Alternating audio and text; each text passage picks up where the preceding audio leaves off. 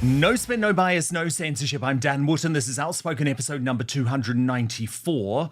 And developing today, a Raise the Colours rebellion against our treacherous Labour government, led by Slippery Starmer, which is now demanding the removal of the Union Jack and St. George's flag, yet facilitating the flying of the Pakistani banner. So is it any wonder many patriots feel the UK is a volcano ready to erupt? The UK is a volcano ready to go bang. You saw Southport. I think it'll be tenfold worse than that. We are one incident away from the country erupting. No matter where it is in the UK, the entire nation will go off. I can see it happening. People have had enough. We're not being listened to. We've been gaslit and we've taken advantage of. We've been lied to. And the two-tier policing continued among the pink ladies at Canary Wharf yesterday. We ain't going nowhere till you start listening! No, let me explain my side. So he said, come on in. Do you guys not think that maybe the mobility scooter going on that very thin path over there is going to force more of the protesters into... Yet the left have no answers. Which one? Sorry. What about the bloke who was just here? Well, that guy was annoying, but I think he's filming. But who are you talking about? He's a fascist. He's filmed people around, particularly that bloke there. So, maybe if you go back and have a look again, you'll see some very unsavoury characters. And they're the danger. Well, what was that about? Just the fact that you're being really aggressive. I'm being aggressive by asking which people she means. Being provocative. There are people because you're a man and I'm a woman, you were also speaking to another woman, you wouldn't quite understand the nuances of that. In my digest next, how quiet, peaceful resistance has even seen Robert Jenrick join the protests at Ground Zero in Epping, Essex. Then analysis from Connor Tomlinson, host of Tomlinson Talks on YouTube. Also coming up on the show today, legendary TV presenter Selina Scott blames London Mayor Sadiq Khan for her mugging as the left continued their disgusting gaslighting campaign.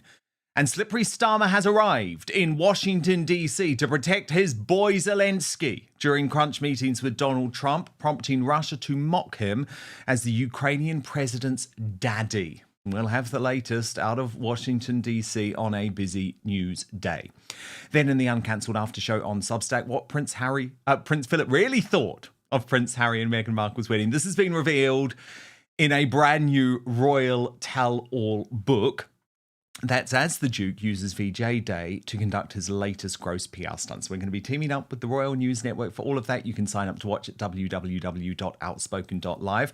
Also, it's the first Greatest Britain and Union Jackass of the week. We'll be revealing your winners at the end of the show, but you can still vote for the worst Britain in the world today. Just head to the live chat on YouTube. Here are your nominees.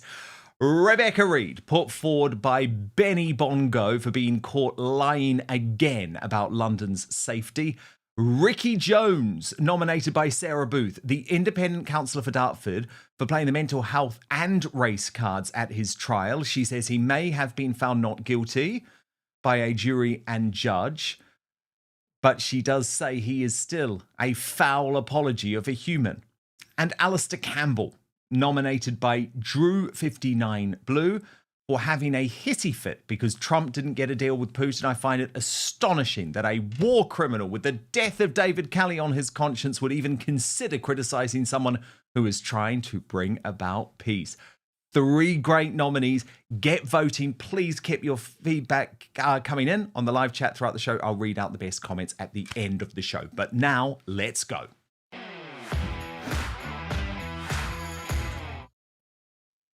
It's a sign of peaceful resistance that represents the biggest fuck you to our treacherous anti-English government possible, and they can't do a damn thing about it.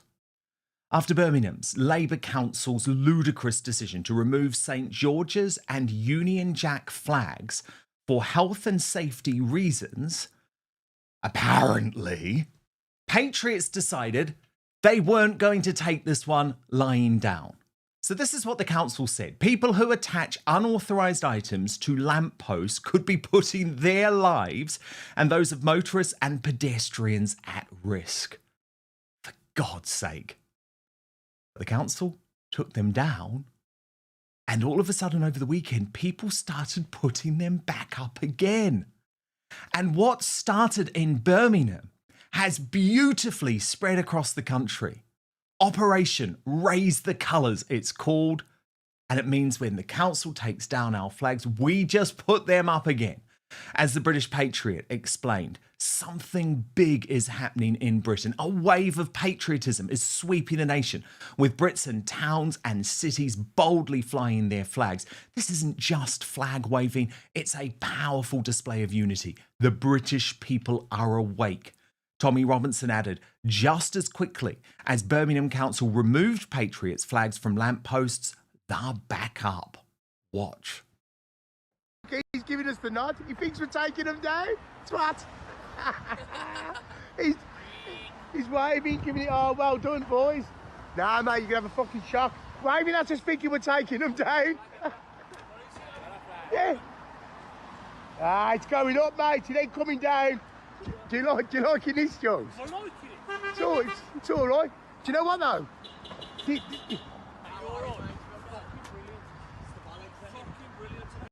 I mean, it's obviously insane that this is happening. After all, the Stars and Stripes fly proudly across virtually every state of the US.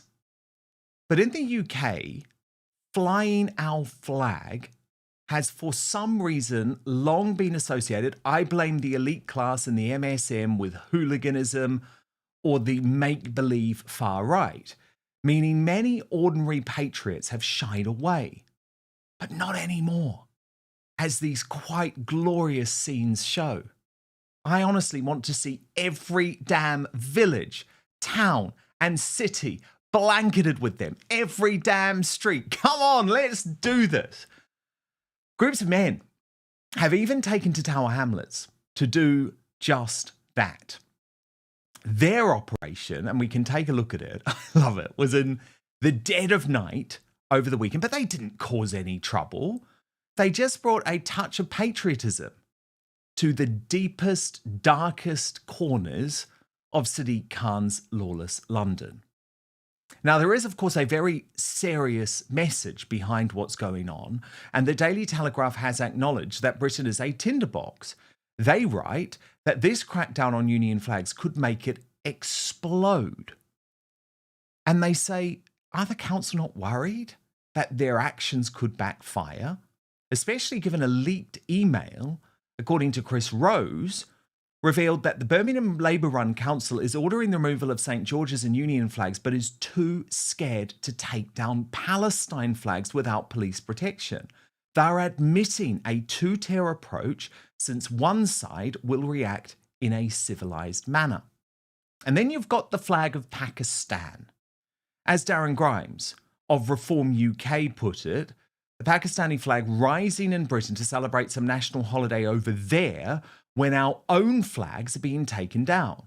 I don't know about you, but I don't think the flag of Pakistan ever ought to fly in Britain. But these are the enemy flags. The authorities have absolutely no problem with being unfurled in our biggest cities. As Basil the Great put it, the flag of conquest unfurled in our capital city. And they wonder why we're so angry. And when you look at this, you can see that it's a totally different reaction that is given to these enemy flags compared to our own. But I think raising the colours has become something positive amidst this hell. I mean, watch our friends Leilani Dowding and Alan Miller. But nonetheless, we have to hold just fine.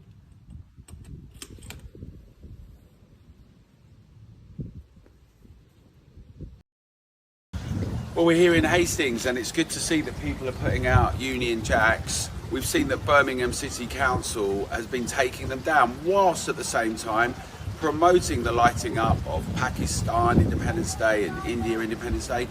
You know, great, they got independence from Britain and from England, but why is it that the Union Jack has been taken down? I'm glad to see people putting them out proudly across the country. where we've got these busybodies that think it's disgusting to have Union Jacks. We remember what Emily Thornberry said about people like with white vans and Union Jacks. That's the view that this current government have got about people. That's the reason they're weaponising a lot of the two-tier justice and policing and the treatment of people differently. Now, it's true. But look at this legend in Portsmouth, and I think this is the peaceful, quiet resistance we need. But of course, we know the reality is that Britain is on the brink as we continue to be ignored. The UK is a volcano ready to go bang. You saw Southport. I think it'll be tenfold worse than that. We are one incident away from the country erupting. No matter where it is in the UK, the entire nation will go off. I can see it happening. People have had enough. We're not being listened to. We've been gaslit and we've taken advantage of. We've been lied to. It's constant. It is constant. And of course, Politics Joe will try and claim that that patriot is part of the far right or is wanting this to happen, but that couldn't be further from the truth. Now, amidst the flags in Canary Wharf over the weekend, the pink ladies, ordinary mums and grandmas fighting to protect young girls, were responsible for incredible scenes where they met local lads to temporarily shut down a bridge. What do we want? Safer streets! When do we want it? Now! What do we want? Safer streets! When do we want it?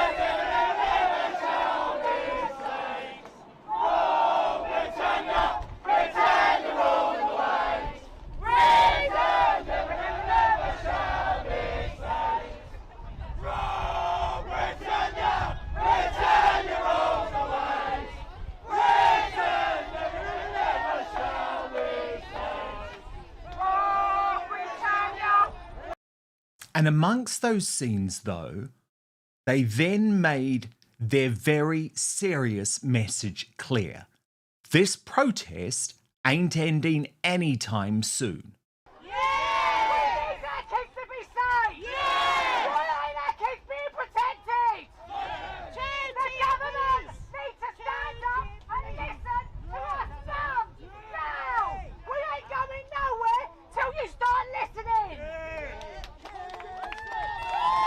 Tommy Robinson endorsed those pink ladies, writing peaceful, loud, civil disobedience, beautiful.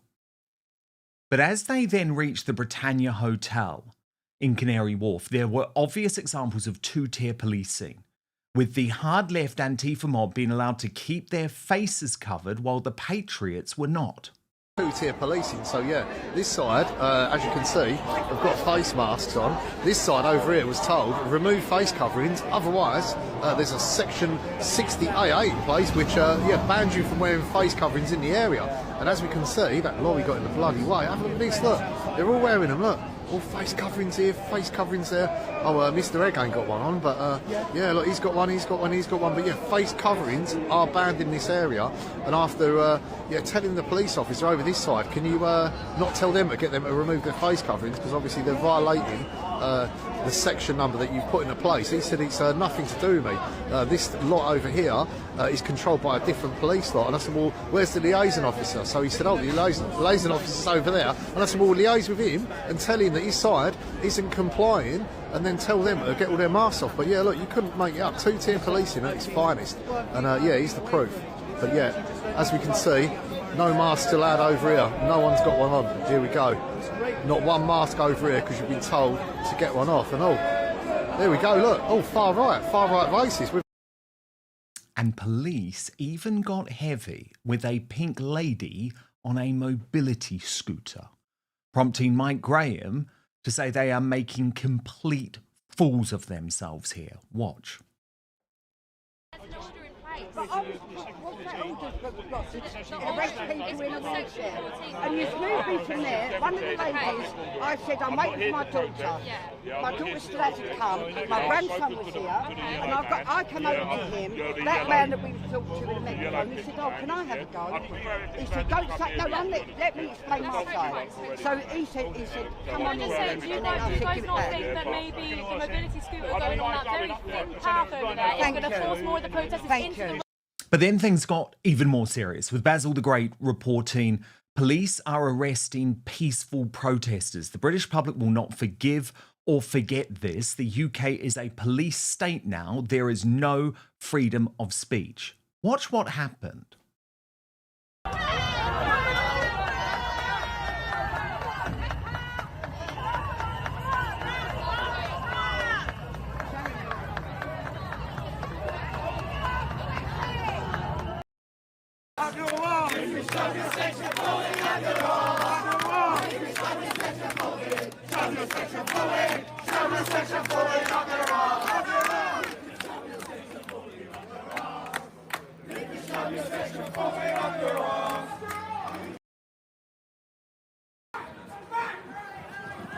He's under arrest.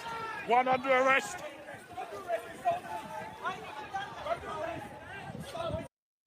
But what's great is those over-the-top scenes of, I believe, two-tier policing didn't stop Sadiq Khan's nemesis, the most senior Tory in London, Susan Hall, joining the Migrant hotel protest at Canary Wharf in a significant boost for the Pink Ladies. What brought you out here today? I'm actually supporting local people who do not want a hotel like this on their doorsteps. They do not feel safe. They're not far-right activists. They're local people worried about their children. Good on them. I support them. Do you think that there is a significant threat from the asylum seekers at the hotel here with higher rates of convictions for sexual assault and so on? Do you think that people are seriously concerned about women and girls? The most important thing is that people are not feeling safe. I know somebody who has to have her husband walk around with her because she is so concerned.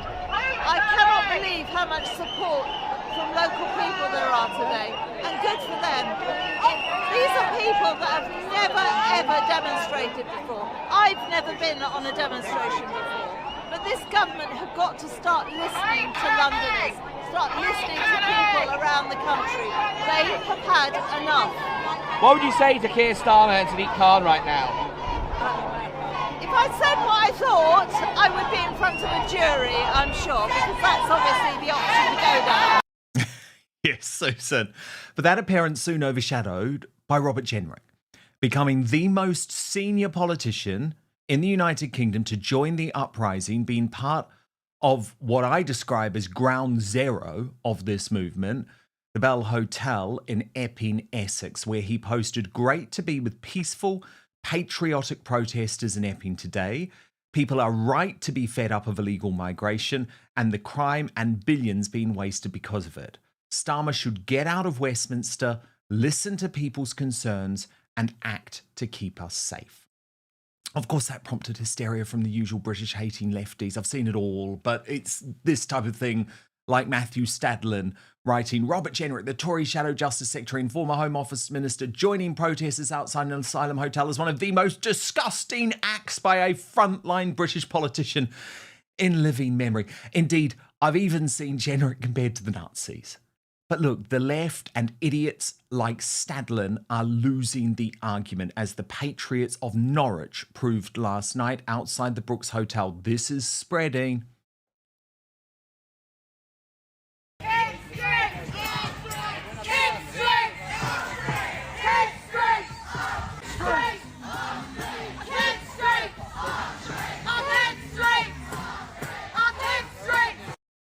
And let me tell you what is actually shameful, Mr. Stadlin.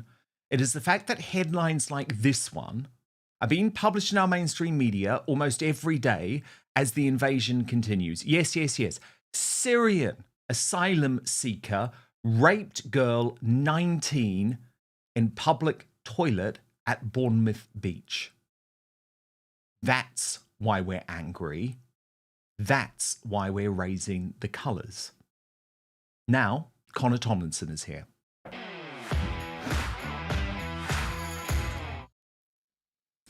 Connor, an incredible weekend. What do you make of Operation Raise the Colours, which feels like the most patriotic sign of resistance, but one that comes with much deeper meaning, right?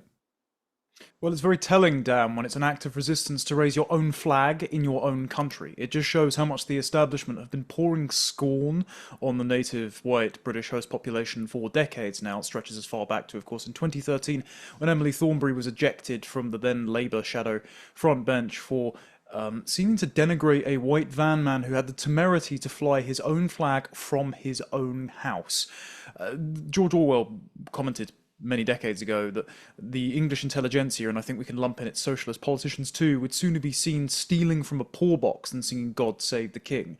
And it certainly applies here. And they'd also sooner crack down on concerned parents protesting on behalf of the safety of women and children than arrest the very sexual predators that have been increasing the risk of sexual assault and rape across towns and cities in our country. Not just the illegal migrants who board boats from Calais and then fit seamlessly into the grooming gangs, as reported by Baroness Casey's report a couple of months ago, but the everyday now instances of some illegal migrant housed in a hotel at taxpayers' expense committing a sexual offence, be it the alleged Ethiopian asylum seeker that kicked off the Bell Hotel protest, to now the demonic-looking African asylum seeker in Canary Wharf, who was not arrested for breaking into a woman's flat and then was subsequently arrested after, it turns out, as reported in the press, he was standing ominously near the blind owner and rubbing his genitals. Instead, the woman who is the daughter of the woman who owned the flat, who went down to the hotel herself and ill-advised armed herself shouting at the security guards, has had her hearing expedited and she was arrested instead. So it's pretty obvious that the two-tier system is happening now, and it doesn't matter how light or heavy-handed the police get with the protesters. It doesn't matter whether they have dispersal orders or face-covering bans. As an aside, I would encourage people not to wear face coverings, not because you aren't decent people afraid for reputational blowback by a state that hates you, but just because it makes it much easier for agent provocateurs to infiltrate and delegitimize these protests. But no matter whether it's just public space protection orders or actual arrests, any crackdown on these peaceful protests is illegitimate because the police are acting as a security force for foreign criminals, whether they've broken into the country in the first place or committed a sex offence since they are here. They are committing unspeakable injustices against the British host majority population, and not only are we just in protesting and flying our flag, but we should continue to do so until every single one of these men is deported. Indeed, and by the way, I am going to be talking about the campaign to free Shanae tomorrow, because it is one of the most extraordinary things that I have seen happen over the course of this. And I am looking into this case very closely because those relatives had an absolute right to be furious about this demonic little man who looks utterly terrifying. I mean, he looks like a carbon copy of Axel Rudakabana, coming into their relative's house, their sick relative, their blind relative, and then they end up arrested and charged. Remember, the police initially, Connor, didn't even want to arrest that lad at all. It's insane. What do you make of Robert Jenrick going to the Epping protests, ground zero, I call it, of this whole movement? Well, I think it's quite late, but it does demonstrate that there's a preference cascade in the direction of the patriotic host majority, who have been sick to the back teeth of not just legal but also illegal migration now for decades. And kudos to Jenrick. I mean, one may doubt his sincerity considering his soft record in government for many years, including celebrating the importing of the Afghans who are over 20 times more likely to commit said sexual offences than British men. However, Jenrick has been on the front line of doing these videos, visiting the Calais migrant camps, trying to prevent the two-tier sentencing guidance that was almost passed by the Sentencing Council and Justice Secretary Shabana Mahmood, whose assistants actually helped shape this based on guidance by David Lammy. It does show that if Jenrick is chasing popularity, if he is chasing the leadership position of the Conservative Party, which is de facto vacated by Kemi Badenoch, who's cratering in the opinion polls, then it shows that immigration restriction is the vote-winning, opinion poll-boosting position. So it is an encouraging sign to see even opportunistic politicians come down. On one comment on the Raise the Colours flags, if I may, Dan, I was looking, as I do, anthropology being a recreational pastime of Englishmen, at the 2021 census maps. Now, they're of course out of date thanks to the Boris wave. We need an emergency census to find out who is exactly living in which area and where. But the reason that these flags were not raised, it's under the guise of health and safety. They were taken down in areas like Sparkhill, of course. But the reason they're not raised is because the English don't actually live there. I think it's less than 2%, or less than 3% rather, are white British in Sparkhill. That's the region where Tahir Ali, the Pakistani Labour MP, who petitioned for an airport in Mirpur, Pakistan, the exact region where the grooming gang perpetrators were from, that's where he sits as an MP. It's upwards of 80% Muslim. In Tower Hamlets, where of course this has been raised, near where Canary Wharf is, it turns out that about 40% of the population are Muslim, and there's less than, I think it's about 20% now are white British in the area. So these are overwhelmingly areas where those represented by the British and English flags are not present. However, they identify via the UMA or via ethnic solidarity with Pakistan and Palestine. And so it shows two things. One, these people are not assimilating. They will never assimilate. They should not be here. And two, I think rather than celebrating Pakistani and Indian independence, we should instead be seeking independence from our former colonies, who, if they like these countries so much, they should go and live in them. There have been extraordinary scenes outside the Britannia Hotel in Canary Wharf when Konstantin Kisin of the Trigonometry podcast did his best to try and get the hard left, these Antifa mobs, these stand up to racism protesters, to justify what they were saying. And there was one particular encounter with a woman, which I think is very indicative.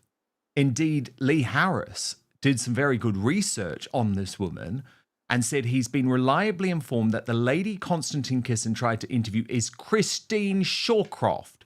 She was chair of Labour's internal disputes panel until having to resign for defending a candidate who posted a Holocaust denial article. So these are the types of people who we are dealing with. But this scene is extraordinary. Konstantin goes in, I would say, with no particular agenda, asks open-ended questions, and this hard left Antifa mob member is protected after an intervention by a woman who seemed to be reporting for Turkish television. It is a really fascinating exchange. We'll get analysis from Connor Tomlinson, but first I want you to watch what went down. Which people? Because the only people I see are the anti-racist protests, the anti-far right protests. So who are you? Who would you like to get out of here? I think all the really ugly thugs that are just over there, you know, if that's a master race, you can keep it. Which one? Sorry. What about the bloke who was just here? Well, that guy was annoying, but I think he's filming. But who are you talking about? He's a fascist. He's filming. Do you know him? He's certainly... Look. Are you okay? Are you okay with this conversation? I'm not sure, actually. I'm wondering where you're coming from. I just... Which people are you talking about? Because I walked past some guys and I asked them if they're here for the protest. They had like masks on and stuff. And they said they're just here for the football, and now they've disappeared. So I don't see them. Well, there's several people around, particularly that bloke there. So, you know, maybe if you go back and have a look again, you'll see some very unsavoury characters. And they're the danger, not the refugees. Uh-huh. And what are your... I'm sorry, are you from a media organisation? I'm just speaking to somebody, and that's all right. But why are you interfering in my interview? Just telling her if she's comfortable with this, then by She's an adult. She's perfectly capable. I asked her repeatedly. Would you mind just stepping away while I'm doing this interview? I'm okay here. I think you belong on the other side of the road. How? What do you mean? How do I belong on the other side of the road? Like, what was that about? I just felt that you're being really aggressive. I'm being aggressive You were being by aggressive asking to her. which people she You're being means. provocative. You're being So if provocative. someone says there are people on the other side of the street who are the problem, and I say which people are You're they? being provocative to her. Could you explain how? I can't answer that question. You just said I'm being provocative, I but thought you you were can't being answer the provocative to question. her. In what way? I thought you. Thank you. Look, now we're You're asking each other if you're okay. I'm just asking what you mean when you say I was being provocative. No, you don't. But you said I'm being provocative, so I'm wondering what you mean. You were being provocative. If you don't have the social awareness skills to know what's provocative or not, I really can't help you. I really can't help you. She said that there are people. Because you're a man and I'm a woman, you were also speaking to another woman. You wouldn't quite understand the nuances of that, but I was uncomfortable. I said You were uncomfortable. I mean, Connor Tomlinson, I found that an absolutely extraordinary exchange for a whole load of reasons. I mean, Christian Shawcroft, who was the blonde woman. Now, to me, she is the fate of hate, actually, in this country, because completely unprompted by Constantine, she spoke about a master race. She described the patriots on the other side of the road as ugly. She said that they are the danger, not the refugees. Yet that member of the mainstream media decided to target Constantine Kissin rather than Christine Shawcroft. Yes, well, I know we both know Constantine, Dan, and this is absolutely not a slight to him, but if Constantine Kissin is regarded as the far right, then I must be the second reincarnation of Francisco Franco. I mean, where is the line? As well, this woman, Christine, who's happy to be a foot soldier on behalf of the regime, she's literally protesting in favour of what the government are already doing. Like, yeah, you're really part of the resistance, aren't you? When your opinions align with Goldman Sachs and Serco, of course. But this woman in particular, when she said, oh, refugees aren't the real threat, it's the far right. One, the far right is a total phantom, to the point of where Prevent are now classifying cultural nationalism, so the likes of me, Matt Goodwin, Constantine, and the majority of the British public, as right-wing extremist terrorists for expressing concern that unvetted foreign men and a large swath of demographic change attributable to people from the Islamic world is a threat to the continuity of our culture. The fact that they're putting us and readers of Douglas Murray and George Orwell in the box of far right shows you how thin the definition has been stretched. But also it's pretty disgusting when she exhibits this luxury belief, because presumably she's a wealthy boomer who is towards the latter part of her life, and so is less at risk than the women and children, young women and children, who are more likely to be preyed upon by asylum seekers and foreign criminals. Britain is now number 1 in Western Europe for crimes committed by foreign nationals. It's number 2 in all of Europe. It's number 18 in the world, according to far-right conspiracy outlet, the US government. And thanks to freedom of information requests from the Centre for Migration Control, we know that in the last year, in London specifically, between 40 and 47% of all sex offences were committed by foreign nationals. Now, that is not accounting for British non-native nationals, because it's only by nationality, not by ethnicity or new recipients of citizenship, so it's even higher, it's over half. But of those top 10 nations, they are Afghanistan, Eritrea, Algeria, Somalia, Sudan, Albania, Iraq, Iran, Egypt, and Morocco. So the Muslim nations are basically winning the rape Olympics there. And a lot of them are disproportionately, of course, asylum-seeking nations. If you add to that the fact that, I know Sadiq Khan's been trying to boast about crime that we'll get onto in a moment. If you add that to the fact that sexual offences have increased 75% in London in the last 10 years, she is not going to be a victim of this stuff. But the people who are going to bear the overwhelming cost of this, the women and children out protesting against her, she's happy to write them all off as far-right and Nazis, and ironically have a paid employee of the Turkish, well, it's a Turkish media channel. The Turkish, state, I don't know if they're actually paid by the Turkish state, but Erdogan is not exactly big on press freedoms and liberties, is he? She is happy to have someone acting on behalf of that agenda step in and defend her. Indeed, and I think they are paid for by the state. No, very, very good point. Then, of course, Connor, you get the race baiters who are now trying to say that raising the flag is in somehow a racist act or a provocative act. By the way, Tower Hamlets Council has followed the lead of Birmingham by taking down the Union Jack and St. George's flag today.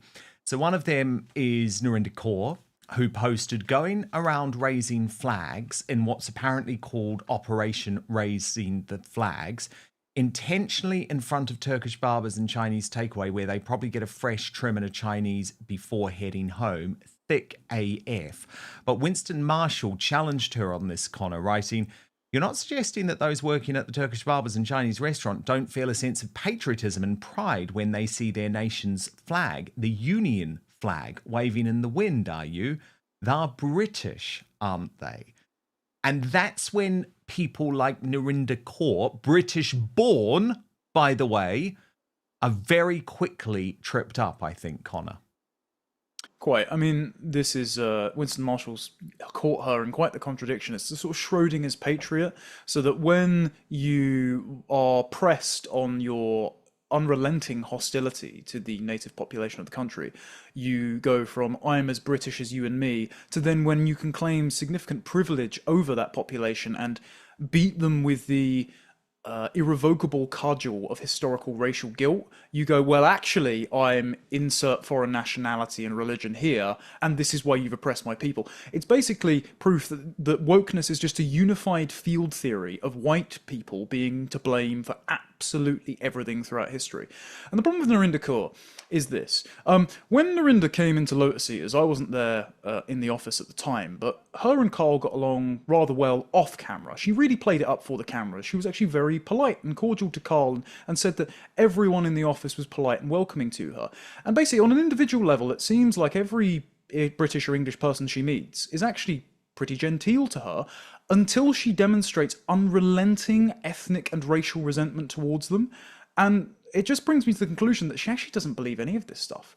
It's one massive grift to stay relevant, and she is happy to ratchet up the ethnic and racial tensions in the country in order to profit off of it with the random TV spots that she gets and Twitter engagement. And ultimately, I know Narinder has a Sikh background. It's bitterly ironic because, generally speaking, British people have quite a positive opinion of Sikhs. I don't want them protesting in Trafalgar Square for an independent Khalistan, because that just sort of religious sectarian ethnopolitics just doesn't belong here.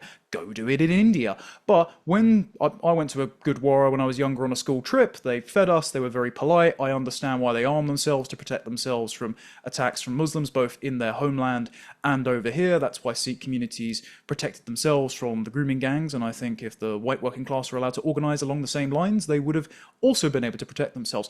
The irony is that as Narinder Kaur demonstrates her unrelenting vitriol just for clicks and money, she actually increases the hostility of the British population and the pessimism about the prospect of integration towards Sikhs who are otherwise quite well regarded. So if anything, she's basically soaring off the branch on which she sits. Indeed. And in the past, she didn't have such positive things to say about Muslims, and the internet never forgets, do they? But the other thing that Narinder decided to go at over the weekend was the Reform UK FC shirts that were released. They only have one name on the back, Farage. This is a mock-up of how Narinder would look in a Reform UK shirt. However, Connor, she posted, "You couldn't pay me $1 million to be seen in one of these ghastly tops. They literally scream, 'Look at me, I'm a proud racist.'"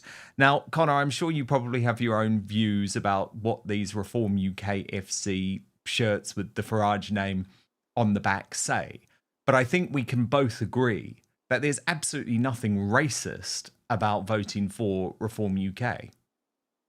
Yeah, if anything, Reform aren't actually as hardline as the British public themselves are. I mean, was it 53% of the British public have told YouGov that they think Islam is incompatible with being British? Over 45% want to reverse mass immigration, as in literally just deport large swathes of people, and Reform have committed to neither. As far as the football shirts go, they're not for me, but I understand the power of branding. It's why Trump had his MAGA hats, so I don't think they actively undermine Reform's message, and if anything, it's actually beneficial to have good-looking men and women in your paraphernalia.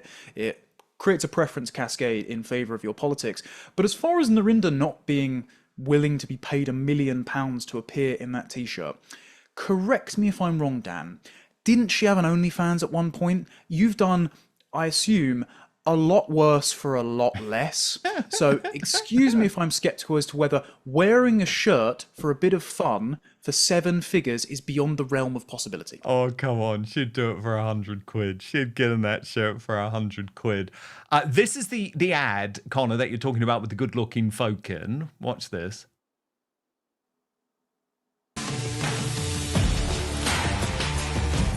We are Reform FC, and I'm proud to be its manager. What a season we're having. We're right at the top of the leaderboard. We're 9 points clear of our nearest rivals, and I want you to get on board. Join the winning team. We need your support. Go to reformfc.com and get yours.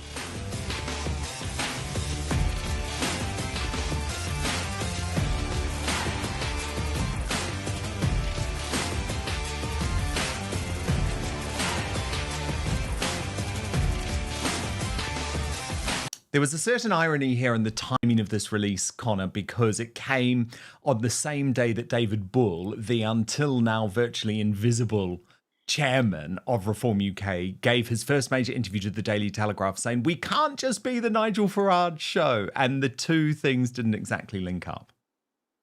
Oh, I'm glad that you raised that Daily Telegraph interview, Dan. It was with Tim Stanley, and yes, I won't leak private correspondence, but Tim's always been very polite to me about my writing and my opinions, and I took umbrage with the fact that he has repeatedly said Islam has nothing to do with the grooming gangs, and that anyone talking about the undue influence of Islam on culture and politics is quote-unquote obsessed, as he did to David Bull in there. And I just don't think Tim understands that Islam is not one of many religions on a cultural buffet, but a comprehensive political doctrine that is insistent on dominating our entire country. Well, he doesn't get it, Connor, because before you go on, let me just read out just a little part of the article, because he actually says that it's going down a rabbit hole to talk about Islam. They are his words. So this is what the article says. In an ideal world, would Habib and Lowe be in reform? That's his question.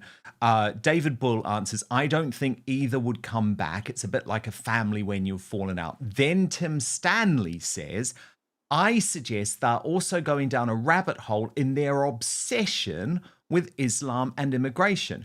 Remember, says Bull, politics is won and lost in the centre ground it always has been. Reform is about common sense rather than ideology, and now that it is actually winning, it mustn't overpromise. Oh, could you have a more depressing paragraph? Like, okay, so caring about Islam and immigration means that you're going down a rabbit hole. Let's not overpromise. I mean, we've only got a damn country to save. And by the way, Connor, this lie continues. We've got to be in the centre if we want to win. I found it all so deeply depressing. Well, ironically, I actually agree that you should be in the centre and that you should not be ideological in order to win. But the problem is reform is now to the left and is setting its face against the majority of the British public. And it's based on ideology. I mean, remember Farage's comments in the New Statesman where he said that I will be to the left of Robert Jenrick by the next election on immigration, and I'm already to the left of the country, which means you're taking a moral stance despite it losing you votes and possibly costing you power, which is ideological, not based on popular will or common sense. And the idea that it's not the centre ground to support mass deportations or scepticism of Islam, again, YouGov polling, 53% of the country think Islam is incompatible with being British, 45% think Muslim immigrants are a net drain to British way of life, 45% want to reverse mass immigration, 9 in 10 constituencies, when underestimating net migration by a level of 10, they think it's 70,000 rather than 700,000, still wanted people to be sent home and to reduce the levels of migration to lower than the levels of tens of thousands. The idea that this is not what Reform's own voters expect from them, that 45% number, by the way, is 86% among Reform voters, so it's the majority of the country considering they're leading in the polls. 99% of Reform voters want mass deportations, according to polling done by Adam Wren. The idea that this is not a vote winner, this is not what the majority of the public think. The idea that, as David Bull reiterated after Anne Widdecombe and their new policing and prisons advisor put their foot in it properly, that you need trans men in women's prisons, the idea that any of this is the centre ground, that it's sensible, that it's going to win them votes, is laughable. And I think, frankly, appointing David Bull after the disaster that is Zia Youssef is yet another avoidable mistake that nobody wanted reform to make. As well, quickly on Dan, in that interview, David Bull says he is socially liberal but fiscally conservative. That is the complete inverse of what the majority of the electorate and Reform Zone supporters are. Matt Goodwin's very good on this. They are instinctive social conservatives, sceptical of immigration and Islam, but they favour state protectionism. Now, we might quibble as to whether or not their economics are sustainable, but that is where your voters are. And so if you are promising the politics of David Bull, you are actually, ideologically, going against what the majority of your own supporters want. Developing today, Sadiq Khan, under growing pressure over lawlessness in London, after one of our favourite TV presenters, Selina Scott, said that she personally blames the mayor for her shocking attack. Now, all of this comes, by the way, as absolute cretinous assholes on the left, like Lewis Goodall and like Lucy Holt, the so-called comedian, and I really do put that in inverted commas, start to suggest that people like me who have spoken about our personal experiences up and down lawless Britain are lying for propaganda purposes. Well, let's just see if Selina Scott is lying, right? Very respected television presenter, flawless career, 74 years old, in what should be an enjoyable retirement outside Waterstones in Piccadilly, where she's beaten to the ground by a gang of thugs. All of her possessions are taken from her. This is who she blames. Mr. Khan, watch. What would you say to Sadiq Khan if you could talk to him right now? I'd ask him to consider his position. He's had 8 years. He's not just had 4 years, he's had 8 years to do something about this. And I have no animus against Sadiq Khan as a person, but I mean, Sir Winston Churchill said that the trampling of law and order in a civilised society, which means, you know, the pursuit of liberty, health and happiness, the trampling of law and order is worse than bloodshed. Well, in fact, 2 weeks after I was mugged, some poor soul lost his life in a knifing outside Harvey Nichols. So what? Sadiq Khan is in charge of the police. He needs to be doing more. Everyone's saying it. And he has no idea. He has no idea of the reality of life in his own city that he has destroyed. As Leilani Dowding put it, would love to see that vile little man go out in London with no security. Well, he'd never do it. And Selina Scott explained the reality of what it means to be mugged in your own city in broad daylight. Watch. I felt terribly humiliated. I couldn't even land a punch. I couldn't defend myself. It was over with it in minutes, but it hurt, and I just felt so angry at the end of it all. And then, of course, one of a Met policeman rang me up, a really nice Met policeman, very kind, and said to me that Piccadilly was the global hotspot, a global hotspot for crime. I said, what do you mean? He said, they're coming from all over to Piccadilly. I said, I hadn't a clue. I walked into Hatchard, was going to the summer exhibition, having a lovely day. I had no idea. If I had thought of that, I would have been a lot more careful. And now, of course, I am secreting 20-quid notes in my socks or my knickers because it's the worst thing in the world. If something's taken off all your cash, all your cards, if they all go and you're left totally vulnerable. You know, I couldn't get a taxi because there was no one available. The buses wanted a card. Yeah. You don't take money anymore. Yeah, exactly. And I couldn't find a shop and I had no cash anyway. Had to run to the bank to close my account in case they started taking money out of it. Oh, it just was awful.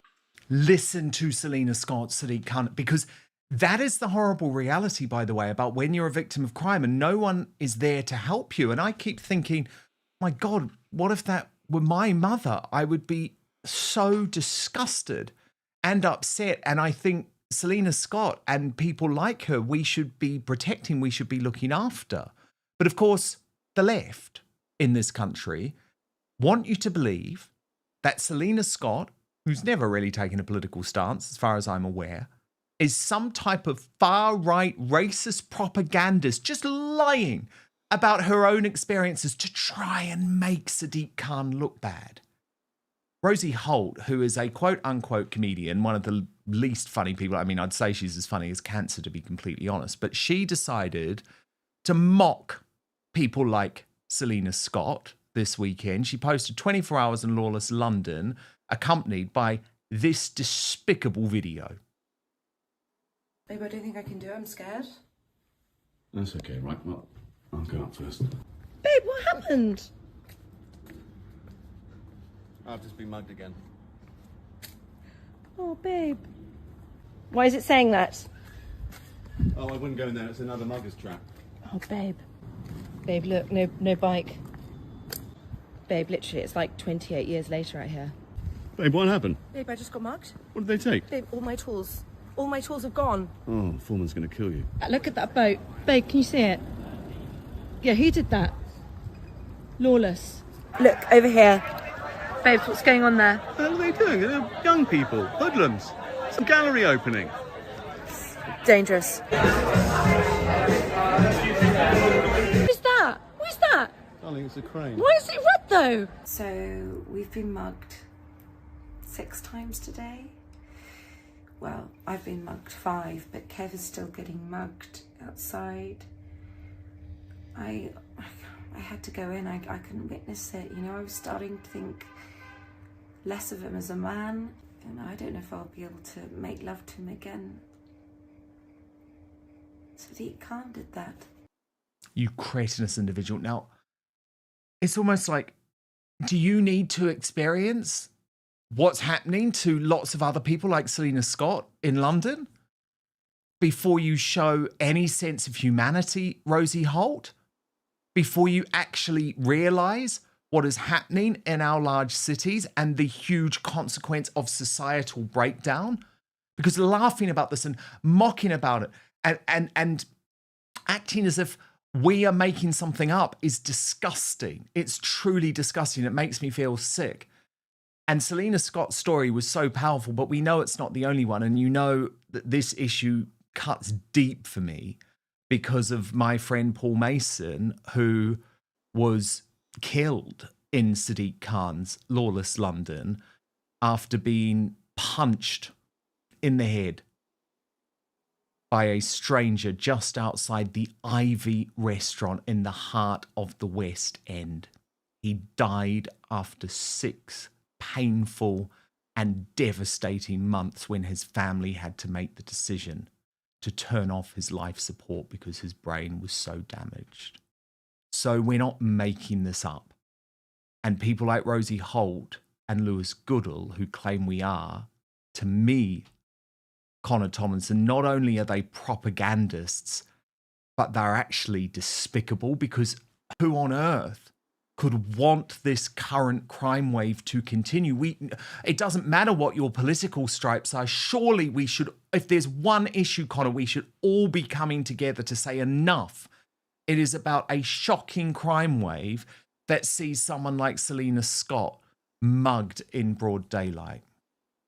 We should, Dan, and I'm sorry to hear about your friend there, my condolences, but of course regime apologists are not going to do that, because when you're dealing with the news agents or Rosie Holt or any of the other people paid by the likes of Global, as Charlotte Gill has been documenting with her veritable rogues gallery, they're not going to be honest about this sort of thing, because their income and their relevance relies on getting kickbacks or access to the likes of Sadiq Khan and the Labour Party. And over the last 10 years, since Sadiq Khan's been in power, we've seen 40% increase in crimes of violence against the person, possession of offensive weapons by 23%, sexual offences by 75%, and theft from the person a 207% increase over 10 years. And he tries to fudge the number, saying it's a year-on-year decrease. We also have 70,000 phone fests every year, 192 a day. And we know who's doing this, funnily enough. Gawain Towler's actually the perfect example of this. He wrote about it for The Critic getting his phone nicked in Soho a few months ago, and the miscreants who stole his phone spent about a few £100 on trainers and then £6,000 on remittances via Western Union. So if anyone's seen the Nicholas 30 Ons meme, yeah, it's second-generation social housing dwelling migrants like Karim who are doing this to fund their lifestyles, and they do the same sort of thing by bumping the barriers and dueling one another's with machetes in areas like Southend. We don't have to put up with this. We could have none of these people living in our country. We could stop importing them. We know that disproportionate amount of crimes are committed by foreign nationals, and even if it is a minority, it's not a minority in absolute terms in terms of sex offences, it's over half are committed by foreign nationals and their descendants. But even if it were still a minority, every single one of those instances of crime, be it theft, be it rape, be it murder, is a personal tragedy, is a life affected, is a family grieving or in serious pain and anguish that Rosie just finds funny until, as you said, it happens to her. But genuinely, Dan, I think these people are so ideologically brainwashed that even when it does happen to them, like Benjamin Butterworth or Matthew Stadlen, they'll continue to lie as if it never happened in the first place. And when it happens to you, they will laugh. Yep, indeed, indeed. And what they are much more concerned about, Connor, have you noticed this, is language. Everything is about language and trying to link very sensible changes that we want to the Nazis. And the most recent example of this is Tessa Dunlop, who appeared on the Jeremy Vine show and took offence to the fact that I think there are now very sensible calls to house these illegal migrants that are causing so many of our problems in camps, right? In army camps or in tents or, you know, who cares? This is what happened, and then I'll get your reaction off the back. I love the way you weaponised the word British there. British people! They've had enough, us poor British people. Do you know the numbers of asylum seekers we take in this country relative, in fact, to our European neighbours, but more saliently to countries like Turkey, who have an excuse for putting their asylum seekers in camps because they house millions of asylum seekers because they border countries where there have been conflicts. We are not even beginning to understand what it means to have a serious asylum problem. So let's just own that for a start. Can I just... Lucky, I want to say lucky British people. Lucky British people that we don't border the Gaza Strip or that we don't border Syria. Lucky us, privileged us. And how dare we revert to using that word camp, which got us unstuck way back when in 1900, when we shoved Afrikaners and black people in southern Africa into camps and they died in their thousands. You're talking about Churchill. We are indeed not Churchill. This is the Boer War, another war we'd prefer not to talk about. That's when the first time concentration camp was coined as a phrase. And let us just then forward wind much more recently to Bibi Stockholm, another version of a camp where Legionella disease, by the way, because the camps in southern Africa in the Boer War, the reason people died was because of disease. And once again, we had it much more recently. Bibi Stockholm. Do you think that camps? How long are you going to? How long are you going to? I've not even begun. No, you haven't. I've not begun. Tim, very quickly before we go to callers. Tessa's knocking Britain all the time. I'm not knocking Britain, I'm knocking the use of the word Britain. You knock Britain all of the time. And the fact is, if you add up the contribution that British people pay on overseas aid, defence, around the we are absolutely committed to abroad. We are actually a very generous nation, even with the cuts, which I oppose. Well, let's just give some numbers before we go. Saying that we don't care and that we're somehow worse than other countries is not true. Just to be clear. Connor, your reaction? I'm so frustrated. I shouldn't be, because I know the purpose of platforming on the right. You know, people like Tom Harwood and Tim, who Tim's always been polite to me, but it's just frustrating how he concedes every possible bit of ground to her fallacious argument. Yes, actually, the British are evil and racist, and the only way we can stop being evil and racist throughout history and everything being our fault is to take in infinity numbers of rapey foreign migrants until the universe implodes or something. I'm just sick to the back teeth of it, Dan, honestly.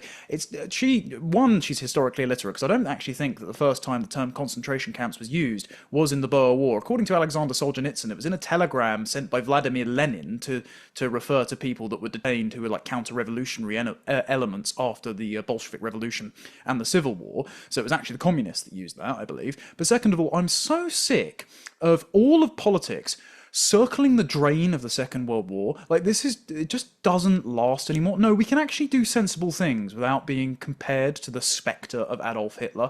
Turns out that all these men are living in filthy camps in Calais anyway before they come over here. We can probably build humane structures that don't put people up in 4-star accommodation at the British public's expense before we swiftly remove these people. But Tessa doesn't want these people removed. Tessa has this abstract idea that literally everyone from everywhere is exactly the same, and if we just give them enough social housing and lessons on women's rights, then a man from Mogadishu will be indistinguishable from a man from Manchester. And this total fiction, this delusion that was put on steroids after the atrocities of the Holocaust, because Hitler killed lots and lots of people in a racist way, so the absolute worst thing you can ever do is observe differences between groups of people, be it culture or identity, and so you have to pretend everyone's just made of this grey goo and that all disparities in outcome are a result of oppression, usually by white people.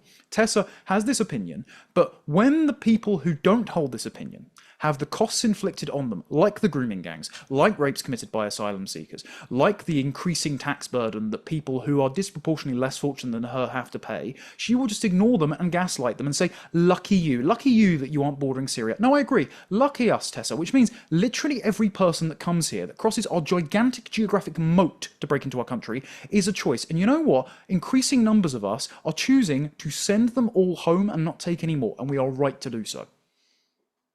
Slippery Starmer, that treacherous asshole of a prime minister, he doesn't even want to be here anymore. He doesn't want to be here. He knows he's losing. Remember, this is the guy who said he cares more about Davos than Westminster, and my God, is he proving it. Here is his arrival at the White House in the past few minutes, and he luxuriates in the fact that he can pretend to be a statesman for 5 minutes on behalf of his favourite man, Volodymyr Zelensky, when actually, Mr. Starmer, there's one border that you should care about at the moment, one border that you should be attempting to protect, our southern border. Deep down, though, he's just a laughingstock. As Christian Calgi of the Daily Express pointed out, the Russian media now referring to Starmer as Zelensky's daddy. Quote, this is the reason why he is taking a large family support group with him. As befits a Jewish boy from a good family, he will be defended before Trump by his mommy, the head of the European Commission, Ursula von der Leyen, his sister's daughter, the Prime Minister of Italy, Giorgia Meloni, his strict uncle, the Chancellor of Germany, Friedrich Merz, his mischievous brother, the President of France, Emmanuel Macron, and even his grandfather general on his mother's side decided to support the overdue NATO Secretary General. But his daddy, the Prime Minister of Great Britain, Keir Starmer, is hesitating whether to go to Washington or not. Probably he doubts that the son is his. Well, I always knew Starmer was going to go. Come on. He was never going to be able to resist this. And obviously there is the weird obsession with Zelensky too. He's never looked in to what Zelensky really is. He just loves him, and he loves spending our billions on Zelensky, billions that we don't have. Starmer also, by the way, not taking any media with him because, you know, they might actually ask a difficult question. Instead, he decided to make this video on his journey over. War in Ukraine has been going on a really long time now. I mean, 3+ years. Hugely impacted the Ukrainians, who suffered hugely, but it's also impacted Europe. It's impacted every single family and community in the United Kingdom, and so everybody wants it to end, not least the Ukrainians. But we've got to get this right. We've got to make sure there is peace, that it is lasting peace, and that it is fair and that it is just. And that's why I'm travelling to Washington with other European leaders to discuss this face to face with President Trump and President Zelensky, because it's in everyone's interests, it's in the UK's interests that we get this right.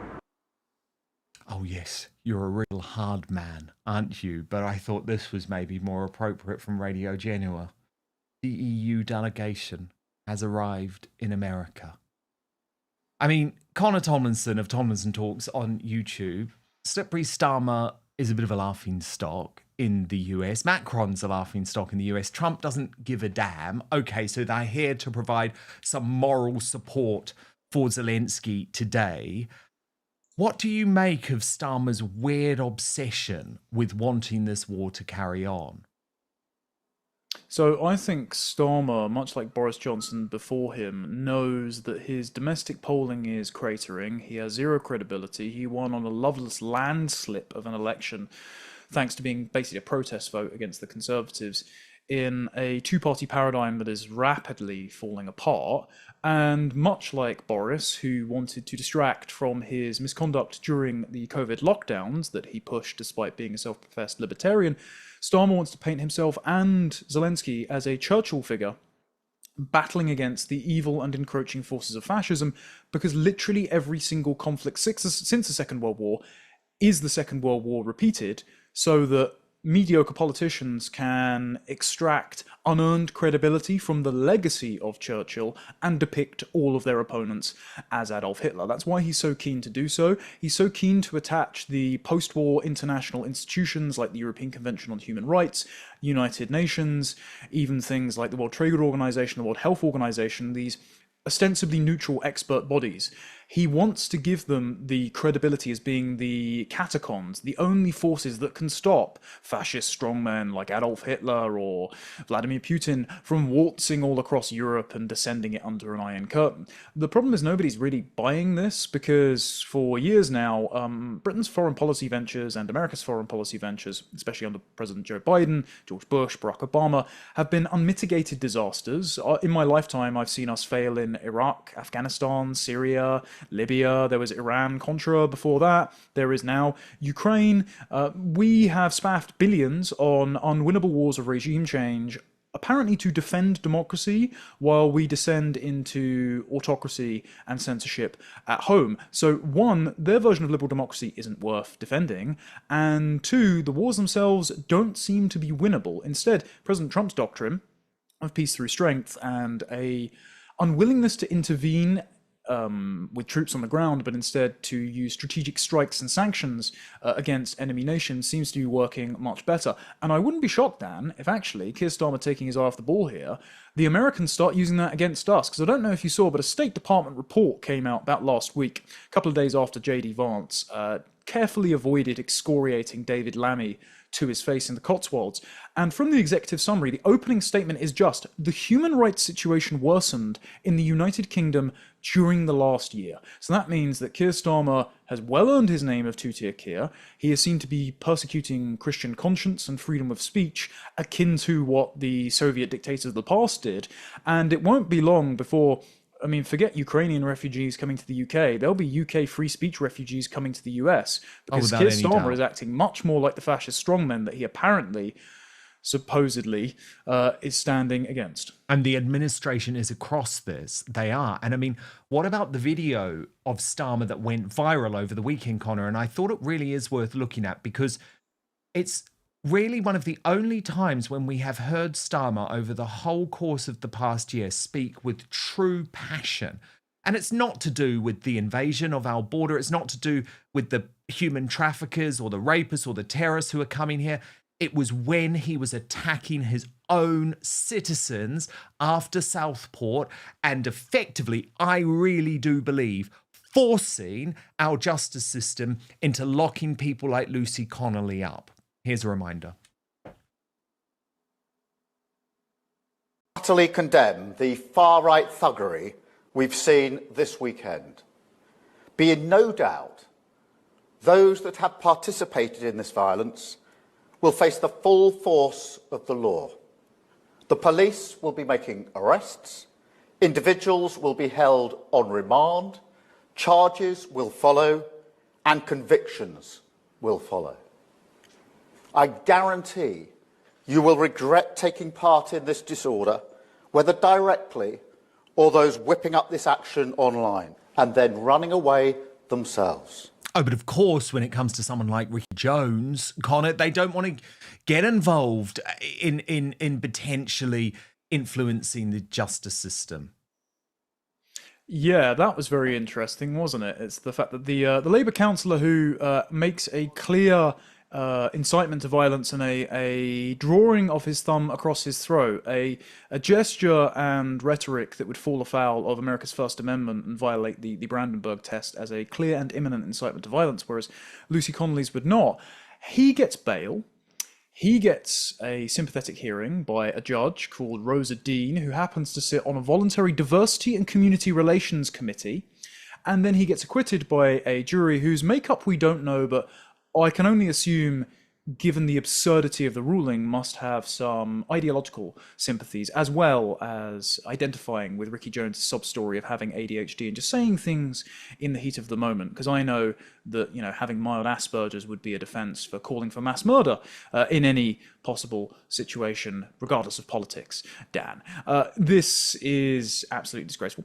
And Lucy Connolly is rotting in jail because her politics are against that which the regime endorses. She committed the unforgivable sin not of regretfully tweeting something that gave the state a pretext to lock her up when Keir Starmer himself said he is going to guarantee convictions, polluting the justice system. It was actually just the sin of noticing differences in behaviour between ethnic and cultural groups. It is the sin that the state thinks of being a member of the far right, which just means, again, noticing differences between migrants, Muslims, and the British host majority. Because they genuinely think, and this was in Dame Sarah Khan's report with Hope Not Hate in December, they genuinely think that us complaining about the consequences of immigration on the internet is causing crime. They think if we lower all of our Union Jacks, if we censor concerned parents on social media, then every single hostile, tribal, foreign criminal will become indistinguishable from our population, because deep down, we're all exactly identical. That's the Socialist Worker Party doctrine. That's the doctrine of Ricky Jones and the Labour Party and these diversity and inclusion activist judges. And that's why, per the exhaust fumes of the 20th century that depicts all of their enemies as the Nazis, that's why, ultimately, they don't object to what Ricky Jones said. They just hate how much bad press it got, and they're hoping it goes quietly away now. Well, I can tell them, if they're so afraid of civil unrest breaking out, if, as Liz Lloyd recommended to Keir Starmer in a cabinet briefing the other week, that he needs to get tough on law and order to prevent the social fabric fraying and civil war from being sparked, if they think getting tough on law and order means letting Ricky Jones go loose while Lucy Connolly sits in prison and Peter Lynch dies for peaceful protest, they must be totally deluded. The justice system is now illegitimate, and an increasing number of the British public are noticing. Indeed, we have a judiciary, we don't have a justice system. Connor Tomlinson, very, very well put. And thank you so much. Got to subscribe to Tomlinson Talks, of course, on YouTube. In fact, I've just got a super chat in. King Dom's Kingdom, 1985, who says, appreciate your independent news channel, Dan.